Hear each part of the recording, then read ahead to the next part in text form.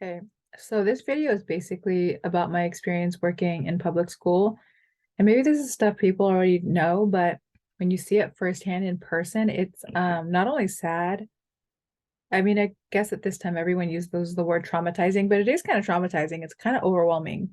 Um, I know Princess Diana, when she would go out and help people and she would see all these horrible situations, of course, she was like empathetic, but she said she would go home and she would like eat a lot because she's like you're out all day giving, giving, giving, and then you come home and you just feel drained. And she's like, it was just really difficult. So when you're out here in these public schools, typically I've worked like at private schools, universities. I started at two different public schools, one as the director of the after school program, which was a full-time job, which was an outside agency, but it was at a school, a public school. And then I also worked at a charter school in LA. And that was an interesting experience. It was my first year. I didn't know anything. It was so difficult. Um, and but this year, after so many years and so much experience teaching, something in my spirit, I don't know if I'm just crazy, told me to go and substitute in the Sacramento area schools. And I don't know if you've seen the movie Lady Bird, but basically that whole movie is about how Sacramento is a horrible, hopeless place. And if you came from Southern California, LA, Orange County, Inland Empire, whatever, and you move to Sacramento, it's just like, or the greater Sacramento area, because there's like some outskirts and everything. It is just like, in my opinion, I mean, I hope no one sees this. I'm not trying to diss, but you know how there's songs that says to live and die in LA, or like there's songs that are like, or well, even their songs that says like I love LA, Southern California, I think is a magical place. They're like high standards. There's a sense of hope. People have dreams. Even the people in Sacramento, the kids, the students, they don't love it. People love LA. They love maybe the Bronx or Brooklyn, which are, cool places. Or some people in LA love LA.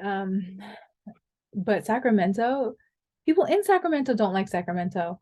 They made a movie about how like crappy of a place it is. And like, you know what I think? I'm not sure about this, and I don't know if I'm gonna get myself in trouble, but I mean, I don't know. With my five subscribers, or one or two or whatever it is, or zero.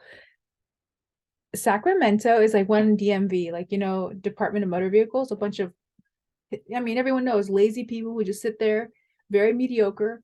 That's what Sacramento is. And I think like every industry kind of dictates who and what is in that place, like the consciousness. Like if you think of LA, because people think of LA as a place where you just go like shake your shoulders and have fun. LA is movies. Movies is lots of money, like lots at stake. And also everything is by the second, right? Like when they go action or whatever, or every commercial you pay by the second, right? It's a precise place. Like when I did tutoring in Southern California, no one ever, ever for years showed up late. When I moved to Sacramento, I would do 2 hour sessions. People will show up 45 minutes late. The first time they would call me, oh, I'm in traffic. And I'd be like, it's fine. I'm gonna go to Target and pick up some groceries or whatever I had to do. And I'll see you later. And I just went 45 minutes in because I had nothing to do after.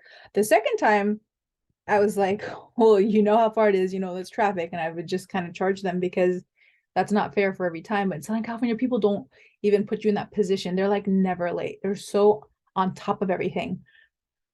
Um, yeah, yeah, it's just also this is basically a video. I won't say that I'm trying to use different words and not the four-letter words. I was gonna say this is a video basically uh, talking about Sacramento and like it's just it just drives me nuts. I was gonna say this is a video shitting on Sacramento, and I hate to say that because the whole purpose of this video is to bring hope, decency, and quality to Sacramento. And I'm not saying this video is going to do that. Well, like, what the hell? I don't have any power. You know how like in a lot of religions you like can't cuss and you can't say certain things. Obviously, in the classroom I don't do that because you have to be, also at work people don't cuss. You have to be professional. You have to be respectful. So, but then maybe a certain authenticity is lost because I want to say something and I've stopped and I lost my train of thought. So I don't know. I don't know if anyone has any thoughts about that. But I do think precision of speech and also being careful with what comes out of your mouth is important. Actually, when I hear the kids cuss so much using this word, words that are very unpleasant, the way they talk to each other, it's so much harshness, which makes me want to take the harshness out of my speech because for these kids, or maybe for all kids, I want to bring more gentleness, because some of these kids have been through a lot. You can just see it. Anyway, what was I talking about? How Sacramento is basically a mediocre place and every place has its industry. Like maybe the Bay is known for tech, LA, movies, just as a general thing. And then Sacramento is like government jobs, and literally so many people I know who work for this is the thing. If we have a city, any community, it's like, okay, I'm the plumber, you're the teacher, you're the street sweeper, you're the grocery store, whatever. There's all this different stuff going on, right? Actually, I think that like this is kind of a side note. I think it would be interesting to study like the history of Detroit and just like what industry can do for people and what happens to a city when industry moves away, because obviously every city is different and like it's not equal. Like every city has the same kind of industries. Sometimes certain companies come into certain places and it changes things, everything is not the same. With that said, I feel like a lot of people who work for the government, for the state, just are like, oh yeah, I only work a few hours a day, but I get this so much money, and then like I'm getting my pension. I feel like, say we have a neighborhood or a community of people, or we're at the campsite, and I am getting the fish, I'm fishing, and you are chopping the wood, and you are picking the raspberries or whatever, and you are like making the beds ready. But then there's a bunch of people who aren't doing anything, but they're still eating, Like I feel like a lot of these I mean, these are fucking fighting words right here because people are like, okay, so I feel both ways. Who doesn't want to live an easy, stress-free life? Like, I don't want to be stressed all the time. I'm a teacher. I know what it's like to be stressed all the time. And some teachers aren't because different people are treated differently. Let's just be real. It's an ugly truth that we don't want to face up to. B, some teaching jobs aren't that stressful. There's millions of teachers. Obviously, every teaching job isn't the same and every person's experience isn't the same. But as a whole, a lot of teachers will agree, yeah, it's a lot more stressful than they thought. Some people got into it and they're like, I had no idea it was going to be like this. I was like, a bunch of people's kids coming to you every day. Thought that was going to be easy.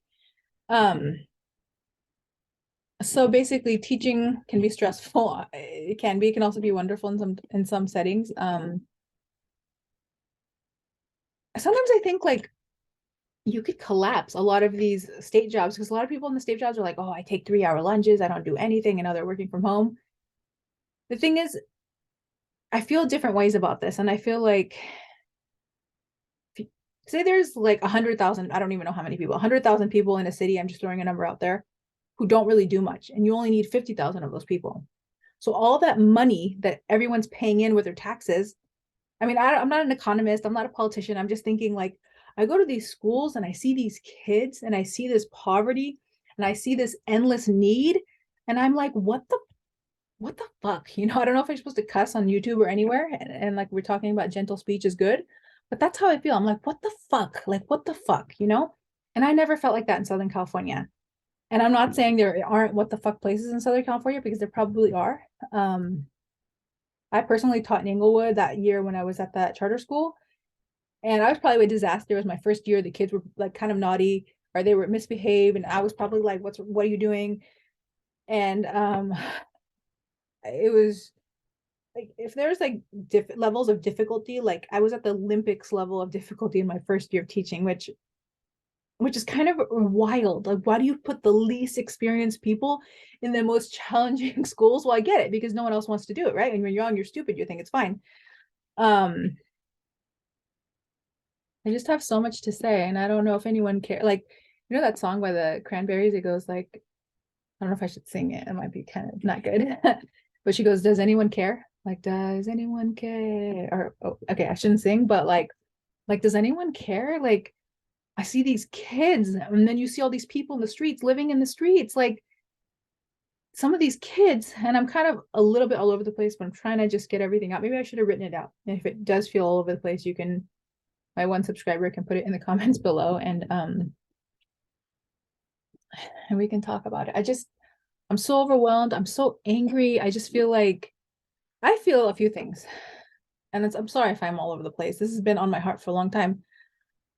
When I was living in Orange County, I'm gonna have to like take notes so I don't forget my like last point or whatever. When I was living in Orange County, this lady, some of the families were really well off, like very well off, you know. And she, when in about 2016, when the Black Lives Matter thing got really big, she was like, I guess I was her, only access to the plebs or something. And she was like, Medina, what do you think I can do for the Black Lives Matter? She's like, I really want to support people, as much as I can. And I guess I was her closest access point to like what is not like the extreme wealth of Orange County. And I was just telling her what I thought. I mean, I don't know. But I do feel like there's people out there who really want to help, who really want people to have better lives. And listen, you here, whoever is out there who might watch this, I think these kids need better food.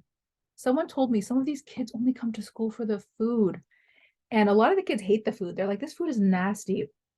And I know some people are like, their parents should take better care of them. Well, I should exercise 7 days a week. I should eat vegetables every day at every meal. I should have 2 liters or how many of water right when I wake up. Shoulda, woulda, coulda. Like should. Yes, sure. We can should all over ourselves. Of course they should, but the parents were the kids who had parents who weren't there, who were either, maybe were facing emotional problems or substance abuse or working 3 jobs or whatever it was. There maybe was no 2 parents in the house, or maybe there was 0 parents. Maybe for one of the students I worked with, and I'll tell you a story about this, her mom, she's 7 years old. Her mom has passed. Her dad is in a different city.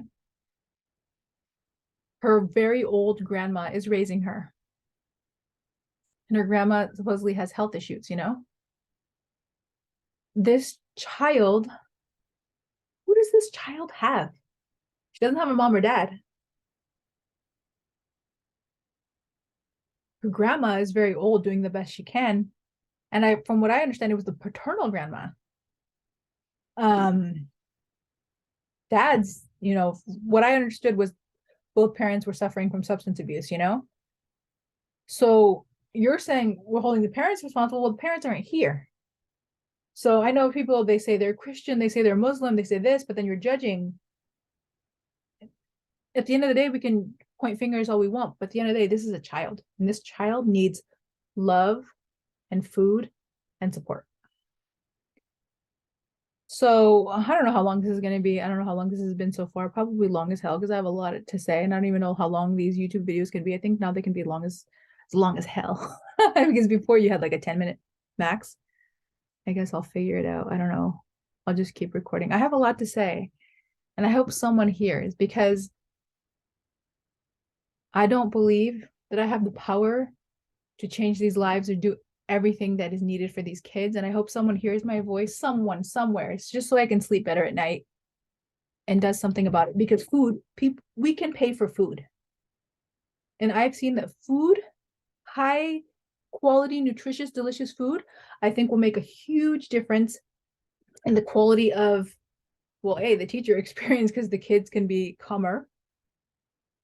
I mean, I'm only one person. My nervous system is like, I'm tired, the quality of, well, everyone, because like it's so many things. It's not just the teachers, the kids having more food and better quality food and delicious food.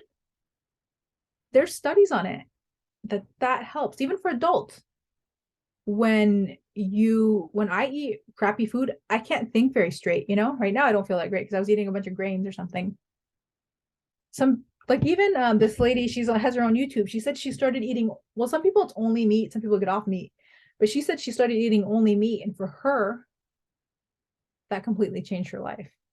Some people eat a lot of vegetables, and that changed my life. I can give that story another day. I mean, I don't do it right now, but when I wasn't feeling that great, I did, and it helped me a lot. Food is really important. And I see these kids constantly eating like these hot, I'm not saying there's anything wrong with hot Cheetos or tacos, that's fine. There's food, but I don't know if you need to eat it 10 times a day. I don't think that needs to be your base. I heard like on the news, this girl was eating those kinds of chips every day and she had to have some kind of surgery, like had to like take something out of her. I don't know the exact details, but it wasn't good. Like you need a vegetable, you need a real food, and that real food is expensive. But I think it would change at a lot of these schools. There's a fight every day, like all the time. I grew up, I don't remember seeing one fight in my K through 12. I went to public school, not in Beverly Hills, just a regular public school, whatever, in Southern California. I don't remember one fight. I don't remember one. And at the private schools I went to, I don't remember seeing, at the private schools I taught at, not went to. I didn't remember seeing one fight. But at these schools here, look left, there's a fight. Look right, there's a fight. I mean, in my class, because I was started subbing in the public schools. One of the ladies, she's like, when there's a sub here, there's always a fight. But she's like, apparently you did something right because there wasn't a fight, and that has nothing to do with me. I just try to make sure the kids are okay. I mean, it could happen next time. It's not cool. I mean, but in the hallways, and I've even heard in the classrooms, sometimes. Not, I heard not often in the classrooms, but in the hallways at lunch, I heard there's fights. And I've seen them start, and I've seen people. I'm usually in my classroom, so I'm usually not out like where the kids are during lunch. Sometimes I'm like eating, or I'm going to my car, or I'm going to the bathroom, or whatever, because you have like 10 seconds to eat. So it's not like it's this long luxury. That also is a problem. What the hell's wrong with this 10-second lunch? You can't even have time to like eat and digest your food. Whoever thought we should have this 10-second lunch, come here. It's so stupid, so irresponsible. Kids don't even have time to digest their food. I know I don't. Like, who are these people at the legislature making all these stupid fucking rules that are not helpful? One of the guys who works there, he was like, Medina, these are the children of the poor. They're just housing them somewhere from K through 12 until they can come and kind of be our new like factory workers and minimum wage workers. Their parents, die, and then basically these are just people to serve, middle and upper class people. That is so heinous. That is so heinous. Like certain people I won't mention, like certain famous people on the internet, was like, not everyone can escape the system, but like as we saw during the pandy, I'll call it, these essential workers, that's essential work. Like the US Postal Service, I think, was historically the largest employer in the United States. And I think they have, from what I know, pretty good pay and benefits. It's like not a hard job, right? Or from what I understand. And then second to that, I think historically it was Walmart. Because when I was young, the way you just think is like, oh, well, if you don't want to make a bad salary and a bad wage and a difficult job, just don't work at Walmart, right? But when you grow up and you start thinking, you start waking up a little bit. Walmart, I didn't know this, has historically been one of America's largest employers. And the people who work at Walmart qualify for food stamps. You work your 40 hours or whatever a week, you bust your bum, and you qualify for food stamps so that the Waltons can have like what, 55 million houses. Like, I'm not saying people shouldn't start businesses and shouldn't be rewarded for that, but when is it wrong? Should we pay people $1 an hour, 10 cents an hour? Like, this is like kind of a cruel and sick system. It's kind of basically saying, if you don't run fast enough, you're not smart enough, you're going to be stuck at the bottom and screw you. And I'm not okay with that, because these are human beings. And I do think that, I'm a teacher, I see people, people do want to an extent, work hard, but they want their hard work to have some kind of outcome. Like, I know in the world of so much wealth, people don't have to live like this. Like, I know in my spirit, maybe that's bullshit, to people, like, oh, in your spirit, who cares? If you saw the way some of these kids suffer and you have half a heart, you wouldn't think this is okay. And I don't know what else I should talk about. I don't even know. I don't even know why I'm doing this. Part of me is just like so frustrated. You know how they say like black kids aren't treated as well in classrooms? I've like seen it. Like it's not like overt, but it's I'm like, huh, this kid, the teacher's being super nice to and very gentle. And then this kid, it's like, write your name, do this, do that. It's like, and then when you look at them, like, this is interesting. Sometimes you're like subbing in a certain capacity where the teacher's there or whatever the case may be. They'll just be like, oh yeah, he's very difficult. He's this, he's that. That's why you have to be so direct with him. I was like, but this girl was doing all this stuff over here. It's okay. I mean, you hear about it like, oh, black kids aren't treated as well in classrooms, but when you actually like feel like you're seeing this, it's like, am I really seeing this? Is this really happening? And then you try to go talk to someone about it, and it's like, oh, well, who are you to try to bring anything to anyone's attention? Like this is like it's such a sick system. And what's the demographic of teachers? Who are teachers? Like who are teachers? What's the demographic? What's the profile of a teacher? Just think in your head. I mean, it's not hard to Google it. Think. It's definitely not a representative group. A lot of people hate their teachers. A lot of people say, oh, teachers aren't good people. And you know what? Hell yes. Because I work with I was going to say with these fuckers, but I probably shouldn't say that.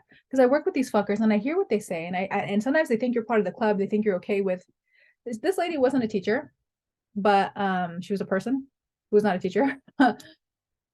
She was like, oh yeah, we don't hire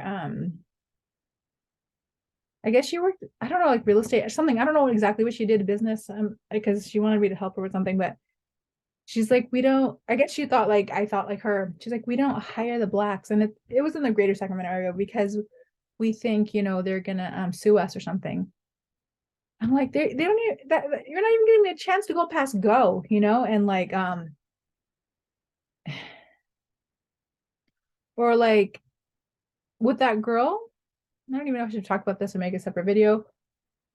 With that girl who had her mom passed away, second grade girl came to class 2 hours late the first day of school.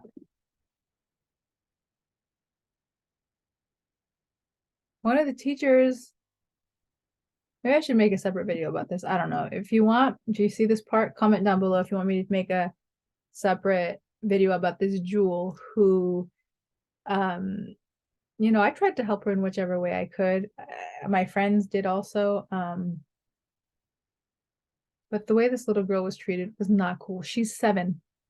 I know of little black girls from age 7, second grade, first grade, and kindergarten who were not treated well. Like either a firsthand or almost firsthand experience where I'm like, why is this kid who's acting like a fool? It's like, oh, he just has ADD, or like there's an excuse made for this one. But for this girl, you're making fun of her, like, oh, she's a baby. It's just like very strange. And if you go up against the system, they'll come for you. Like these it's just like, America, wake up. Wake up. Like, but you know what? Some people don't even care about these people. They just think like, oh, it's a dog eat dog world. Oh, survival of the fittest. But what a disgusting thing to say. And you say that in the same breath that you say that you're a Christian. I mean, some people are completely atheist or whatever they are. I don't know what they are. But like, I don't know. There's a song. It's by I think Sarah McLachlan. It says, "World on fire, more than I can handle." Like I see hopelessness on my left, sadness on my right, trauma on my left, north, over here, hunger. Like the kids are constantly hungry. I've noticed the schools that I work at where the kids are like, even from young kids to high school, when they're like hungry, I used to like carry snacks, like all this stuff, like carry all these bags, like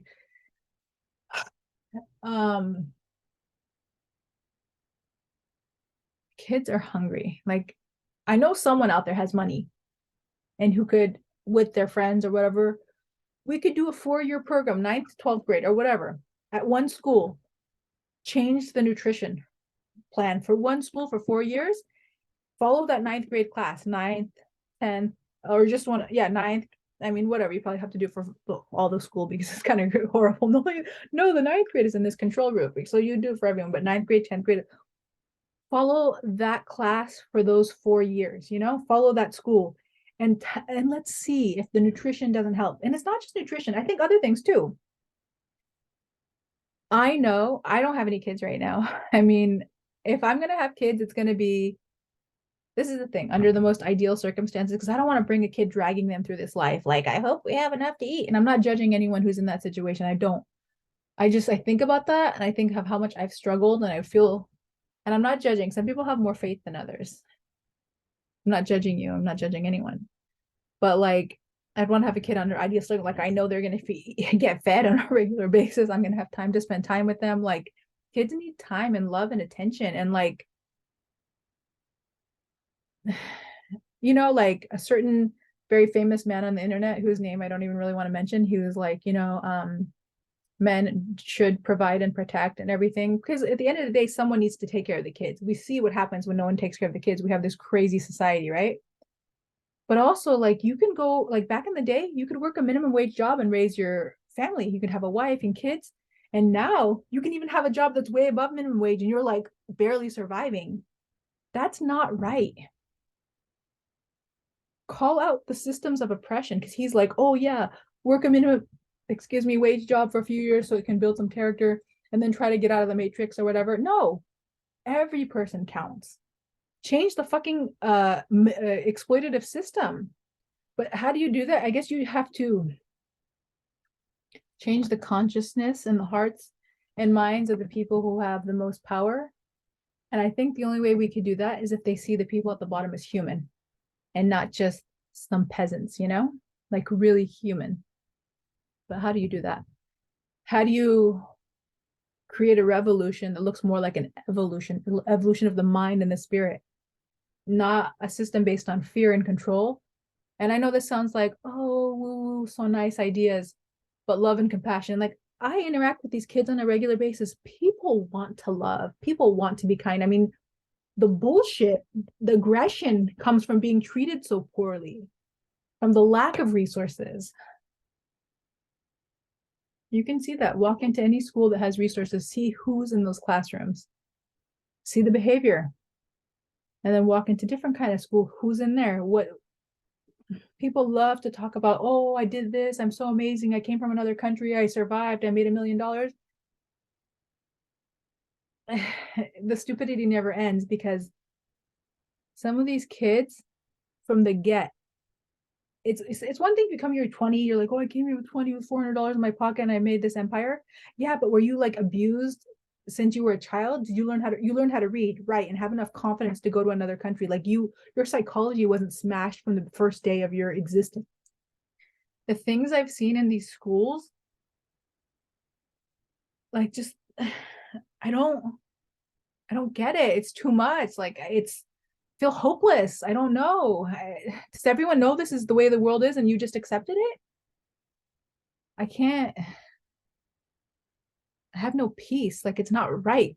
Everywhere I go, this will follow me. Like, I can't forget it. Once you see it, you can't unsee it. And I don't know if people just don't care. We realize this is a crappy world and some people are going to win and some people are going to lose, and that's okay. And even if they are children, like this girl, one of the teachers was saying, well, yeah, you know, the girl who didn't have the mom, she's like, she's just going to have a crappy life. So she's at home, she doesn't have a support system. And at school, the teacher's going to treat her bad. So she just has to be hopeless everywhere. Like, it's so fucked up. And then you see these people like on the streets or doing other things. And it's like a society that doesn't care about you. And it's not right. And I don't know who can change it. I mean, I have so many ideas, but it's not right.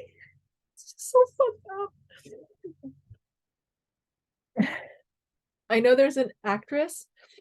Um, she's actually I was just having a really hard day, because you'll have a lot of hard days as a substitute teacher, because you don't have your own class team where you can improve every day. You're starting at zero every day, seeing the chaos every day. It will, if you have a heart, it will break you. Also, it's just like stressful in every possible way. But my friend was like, some situations were meant to break you, you know?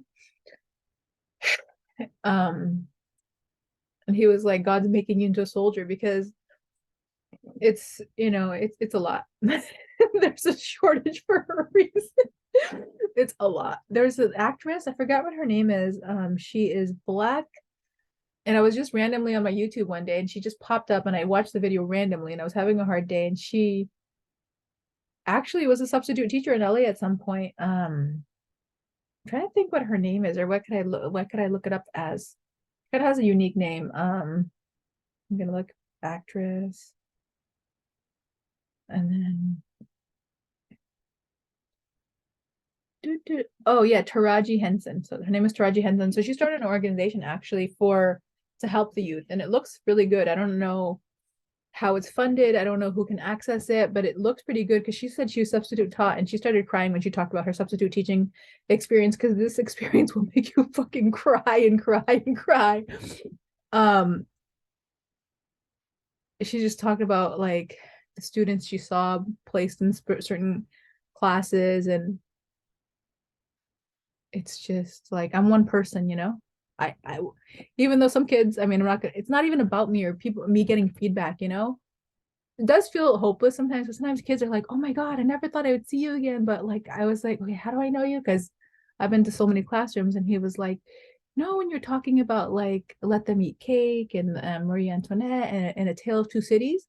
He's like, yeah, I started reading A Tale of Two Cities. He's like, it's a really good book and it's about the revolution and how, you know, like class struggle. And I was like, dang.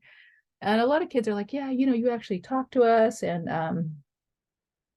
like the most basic thing, you know, just like talking to them, like, I don't know. I just feel like this is such a fucked up world for some people where it's so hard to succeed. Like some of these kids don't even know how to read. They don't know how to read. And I asked, like, because I'm just here one day here, one day here, one day here. And as this kid, I said, hey, do you have any older sister or brother, any aunt or uncle, any mom or dad who can help you how to read? He's like, no, I don't have anyone. Because he was like, can you help me how to read today? Because I was there trying to take care of the kids and I was like teaching him as much as I could. And just no one fucking cares. Like, but this job shouldn't be this stressful. Too many students, too much stress, too low of pay. I thought maybe like a fool that we were actually supposed to take care of these kids, educate them, send them out in the world big and strong and happy and loving and vibrant. I don't know why Sacramento's like this because I went to public school. I saw public school. It wasn't a heinous experience. There's a lot of places where public school is a positive experience. And for some of these kids, I'm sure they're having the time of their lives, but some are not. The things I've seen, like literally, it's so fucking overwhelming and it's so sad. I could tell you stories. I could shit on myself a little bit too.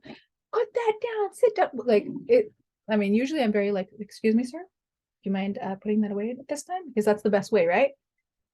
Whew. In August, you come spring, come March, April, you're like, you don't put that down right now. That's not a good approach, but it's just I'm tired. I'm exhausted. But I still believe in a gentle approach. I believe in the gentle approach is the best way. But there's a world and there's a way the world is, and then there's the way I am and the way I think about it. And it's like this, and you get yourself in trouble if you say anything different than the way the world is. Make a few enemies probably if you stand up either for yourself or other people.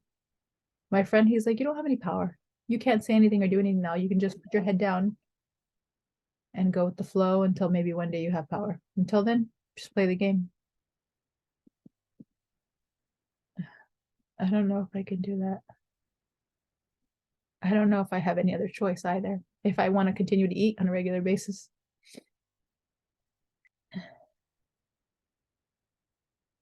I don't know if I have any solutions, but I hope someone out there who's smarter, richer, with more resources, friends, influence, skills, ability, energy, hope.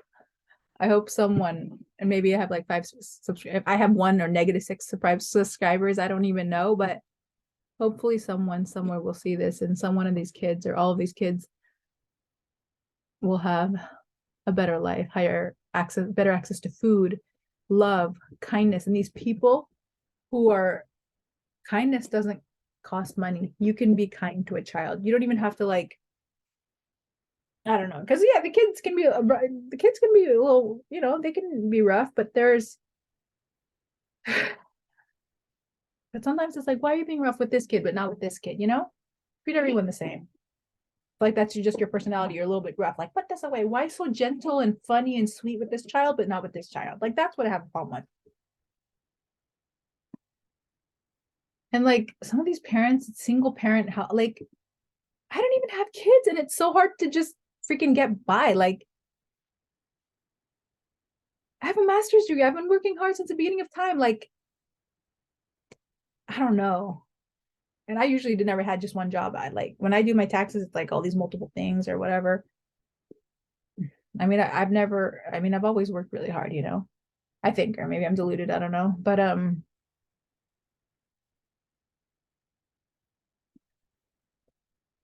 there's a lot of problems. Also, like things like teaching people how to cook, you know, like more useful classes in middle school and high school or pa- parent outreach programs. There's just so many crazy things I've seen. Like the parents need support, you know, like if you have a low wage job and you've had a stressful life and you have kids to raise, it's a lot. When are we gonna love everyone, you know?